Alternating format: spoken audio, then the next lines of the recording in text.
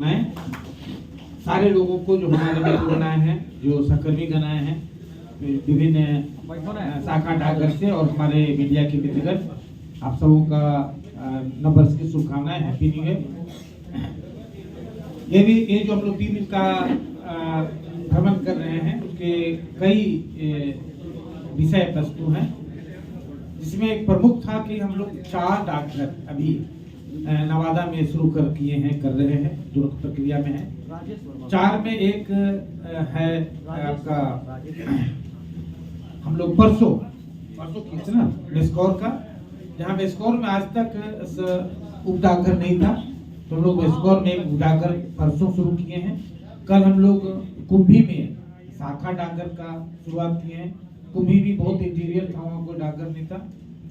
आज हम लोग फुलमा में डाकघर का शुरुआत करने जा रहे हैं, शुभारंभ करने जा रहे हैं, और जिसका भी हम लोग आज देखे हैं और फाइनल कर रहे हैं। अगली बार 6, 7, 8 दिनों में हम लोग एक डाकघर नवादा प्रॉपर में, क्योंकि नवादा में क्या है ना, नवादा के ईस्ट में देखेंगे तो डाकघर है, वेस्ट में देखेंगे तो डाकघर है, साउथ में देखेंगे डाकघर, नॉर्थ में कोई डाकघर नहीं, और नवादा नॉर्थ की ओर ही बढ़ रहा है। तो इसलिए एक नया डाकघर हम लोग गोनमा, और जो कौन हॉस्पिटल है धमशिला, उसके पास हम लोग उसी एरिया में एक नया डाकघर हम लोग शुरू करने जा रहे हैं। ये एक प्रक्रिया थी। दूसरी बात थी, कल हम लोग वार्षिक का भी विजिट किए थे, तो उसका एक तो जीर्णोद्धार किया जा रहा है, रिनोवेशन किया जा रहा है। दूसरा ये भी प्रस्ताव था कि वहाँ एक नए बिल्डिंग का, भवन का भी कहीं पर देखा जाए कि नया भवन का निर्माण हो, क्योंकि वो पुराना, बहुत ही पुराना बिल्डिंग हो गया है। ये भी एक उद्देश्य था। एक उद्देश्य था हम लोग का डाक टूर्नामेंट जो है, हम लोग बहुत दिनों से ये प्रयास कर रहे थे कि विभिन्न जिलों में, विभिन्न डिविजन्स में खेल को प्रोत्साहित करने के लिए, अपने विभाग के लोगों के लिए और बाहर के लोगों के लिए, दोनों के लिए खेल को प्रोत्साहित करने के लिए जो डाक विभाग के प्रावधान है, उसके अंदर हम लोग इंटर डिस्ट्रिक्ट और इंट्रा डिस्ट्रिक्ट टूर्नामेंट्स करें। पहले हम लोग ने पटना में किया, 2 टूर्नामेंट पटना में हम लोग किए, और पटना के बाहर पहला टूर्नामेंट हम लोग नवादा में कल शुरू किए। आज उसमें प्राइज डिस्ट्रीब्यूशन करेंगे, अवार्ड सेरेमनी आज होगा। और टू माई अटर सरप्राइज, मेरे लिए बहुत ही सुखद अवसर था ये, मेरे लिए अनबिलीवेबल था कि पटना में जहाँ बैडमिंटन टूर्नामेंट में 176 लोग पार्टिसिपेट किए, यहाँ भी कल 162 लोग पार्टिसिपेट किए, और कल रात में 11 बजे तक ये चलता रहा। आवाज 8:30 बजे से शुरू कर दिए। इतने पार्टिसिपेंट्स आए, इतने ग्रुप्स आए, इतने कॉम्पिटिटर्स आए, इतने वो टीम आई, मैंने टीम इवेंट 52 हुआ, टोटल 162 लोग पार्टिसिपेट किए। तो ये बहुत ही सरप्राइजिंग था मेरे लिए, और मुझे दुख है कि मैं इस काम को पहले नहीं कर पाया, नहीं तो मैं रिपीटेडली इसको करता। अभी भी मेरी इच्छा है कि अब तो बैडमिंटन का नहीं, दूसरे कोई और गेम का हम लोग फिर एक बार कोई आयोजन करें जिला में। और यह और भी आश्चर्य की बात थी मेरे लिए कि नवादा में बहुत ही गेम्स के, बहुत ही खेल के लोग हैं, हैंडबॉल के लोग हैं, बैडमिंटन के लोग हैं, खो खो के हैं, रग्बी के हैं। ये 3-4 गेम्स के नेशनल नहीं, इंटरनेशनल लेवल के लोग हैं। अभी हम लोग गेम आधार, स्पोर्ट्स के आधार पर रिक्रूटमेंट निकाले हैं, तो उसमें भी लोग नवादा के लोग अप्लाई किए हैं, और मुझे लगता है कि बहुत कुछ लोग जरूर सफल होंगे। तो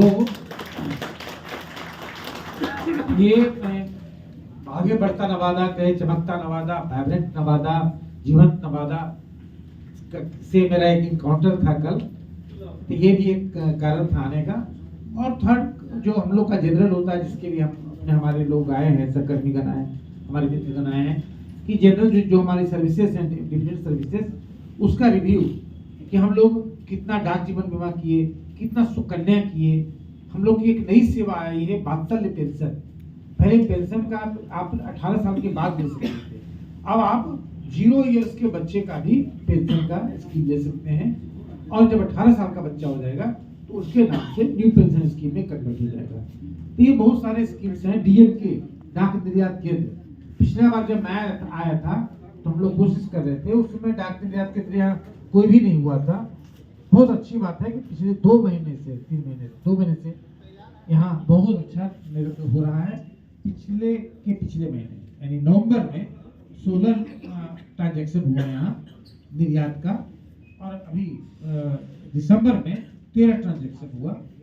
तो इसका भी हम लोग चाहते हैं कि और आगे बढ़े, यहाँ कम से कम 50 निर्यातक बने, क्योंकि जैसे आप निर्यातक बनते हैं तो आपका प्रॉफिट जो है, मार्जिन है, वो कम से कम 50% से 250%, 300% बढ़ जाता है। तो आपका बिजनेस अचानक जंप कर जाता है। और अभी कोई एरिया ही नहीं है, कोई जगह नहीं है, कोई गांव नहीं है, कोई शहर नहीं। मैं सारे लोग भी कर रहा हूँ, मीडिया के जो मित्रगण है उनके लिए भी, और जो हमारे लोग सहकर्मीगण है उनके लिए, कि कोई गांव नहीं है, कोई शहर नहीं है जहाँ से ऐसे प्रोडक्ट नहीं होते हैं, ऐसे चीजें नहीं है जिसका निर्यात किया जा सके। मैं जैसे कल वहाँ को भी उदाहरण दे रहा था कि निर्यात हो रहा है गोईठा का, गाय के गोबर का गोईठा का निर्यात हो रहा है, गंगा जल का निर्यात हो रहा है, गौमूत्र का निर्यात हो रहा है, पूजा की सामग्री का निर्यात हो रहा है, चरौरी, अदौरी, पिसौरी, इसका निर्यात हो रहा है। घर में जो पापड़ बनाते हैं आलू का और चावल का और विभिन्न बेसन का, उसका निर्यात हो रहा है।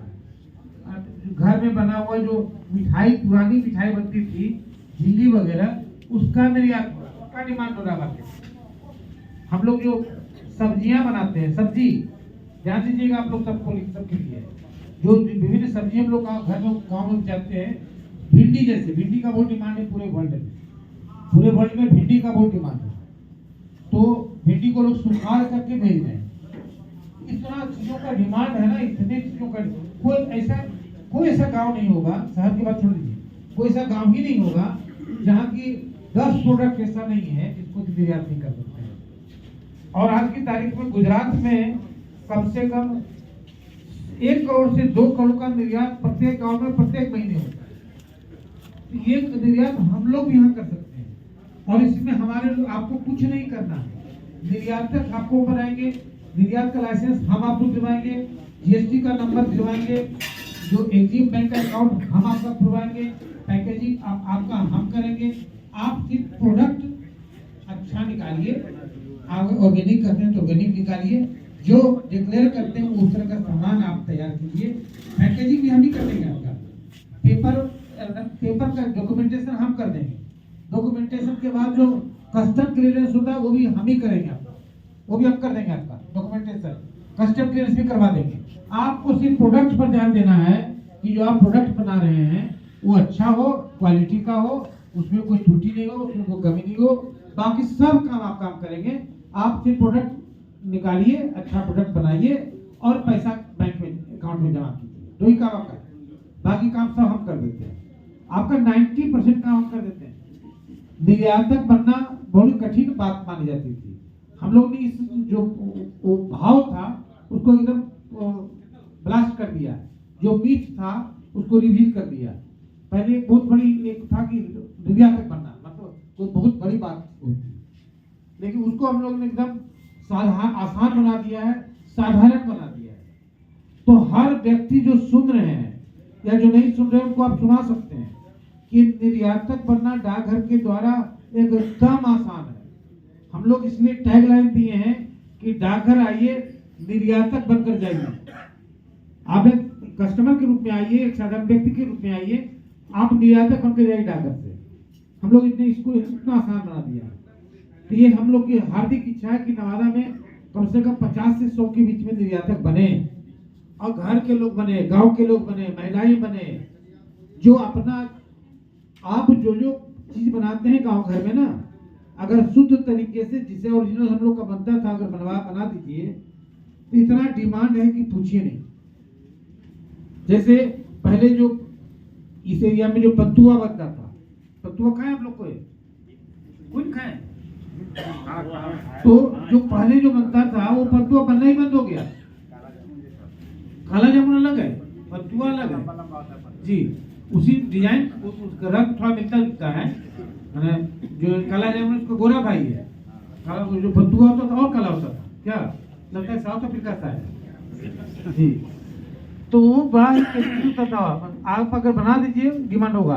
अभी यहाँ से सिलाव से खाजा का निर्यात हो रहा है, पूरे विश्व में जा रहा है, Japan, China, Taiwan, Hong Kong, Singapore, Malaysia, वहाँ जा रहे हैं।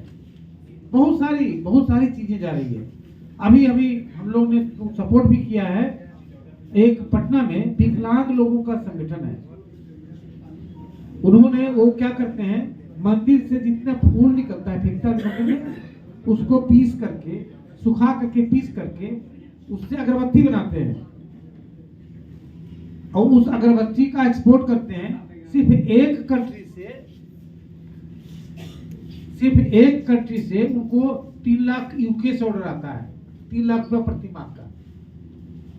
इतना अच्छा है और कुछ नहीं खर्चा उनका है। फूल जो है वो जो मंदिर से फेंका निकाला जाता है वो फूल है, तो सब कुछ मोरलेस फ्री है और एक जगह से उनको 3 लाख का ऑर्डर आता है। तो ऐसे बहुत सारी चीजें हो सकती है। पूजा की सामग्री का बहुत डिमांड है और पता नहीं कितने आइटम्स होंगे। सब्जी में तो आपका आधी सब्जी जो है सुखा करके भेजा जा सकता है, आधी सब्जी। तो इसका हम लोग रिव्यू करेंगे। उसके बाद हम लोग डाक जीवन बीमा, ग्रामीण डाक जीवन बीमा, अकाउंट खोलना, सुकन्या का अकाउंट, इसकी चर्चा हम लोग बराबर करते हैं कि सुकन्या का अकाउंट के द्वारा हम लोग अपने बेटियों को वास्तव में रानी बना सकते हैं, आत्मनिर्भर बना सकते हैं। हम लोग के समय में तो हम लोग के नाम से भी कोई अकाउंट नहीं होता था। अभी इनके बेटियों के नाम से अकाउंट हो और छोटा छोटा पैसा जमा हो और जमा होने के बाद 14 साल से के बाद निकाला जा सकता है, 18 से 21 के बीच में। तो आप 14 लाख से लेकर 50 लाख के बीच में निकाल सकते हैं पैसा उससे। और उस एज में अगर बेटी के नाम से इतना पैसा जमा हो तो उनका सोचने का तरीका ही बदल जाएगा कि हम हायर एजुकेशन में जाएं, कि स्टार्टअप शुरू करें, कि बिजनेस शुरू करें, कि हम लोग कोई जॉब में जाएं या कोई प्रोफेशनल कोर्स करें। वो अपने सोचना कम से कम शुरू कर सकती है। नहीं तो क्या होता है कि खास करके महिलाएं, तो पुरुष भी पहले थे अब, लेकिन लड़के उसका अपना सोचना शुरू कर दिए हो।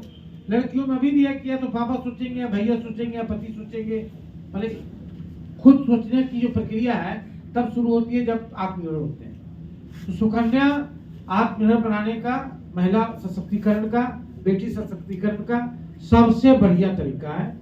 तो ये इस पर भी हम लोग उसका रिव्यू भी करेंगे और आप लोग सबसे रिक्वेस्ट करेंगे कि अपने गांव घर में, मोहल्ले में, इलाके में जो भी 10 साल की से कम की बेटी है उस सब लोगों का अकाउंट खुलवाएंगे, सब के सब लोगों का।